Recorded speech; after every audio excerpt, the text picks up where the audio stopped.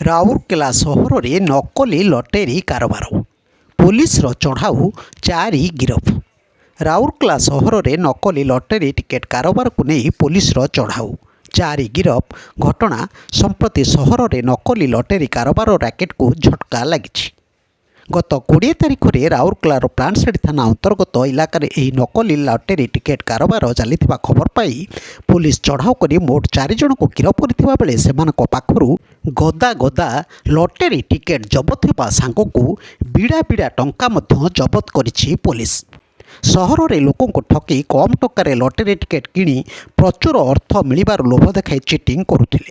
Police ଗିରଫ କରିଥିବା 4 ଜଣ ବଡ଼ ଠକ ହେଲେ ସଞ୍ଜୟ ସାହୁ 51 ବର୍ଷ, ରାଉରକେଲାର ମେନ୍ ରୋଡ଼ରେ ରହୁଥିବା ବେଳେ ଅନ୍ୟ ଜଣ ହେଲେ ରାଜେଶ କୁଣ୍ଡୁ 50, ସେକ୍ଟର 16 ରାଉରକେଲାରେ ରୁହନ୍ତି। ସେହିଭଳି ଟୁକୁନା ମଲ୍ଲିକ ବୟସ 48, ସେକ୍ଟର 20 ଅଞ୍ଚଳର ହୋଇଥିବା ବେଳେ ଉତ୍ତମ କୁମାର ଘୋଷ 66 ବର୍ଷ, ଜଗଦା ରାଉରକେଲାର ବୋଲି ପୋଲିସ ପକ୍ଷରୁ କୁହାଯାଇଛି।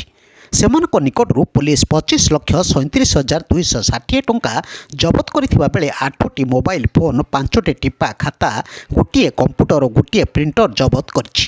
ପ୍ଲାଣ୍ଟସାଇଡ୍ ପୋଲିସ କେସ୍ ନମ୍ବର 1139 ଦଫା 338, 363, 3, 340, 2, 297, 1, 318, 4 ଭାଗ 7, 3 ଲଟେରୀ ରେଗୁଲେସନ୍ ଆକ୍ଟ 1998 ଅନ୍ତର୍ଗତ ମକଦ୍ଦମା ରୁଜୁ କରି ଅଭିଯୁକ୍ତ ଆସାମୀମାନଙ୍କୁ କୋର୍ଟ ଫରୱାର୍ଡ କରିଥିବା ଜଣାପଡ଼ିଛି।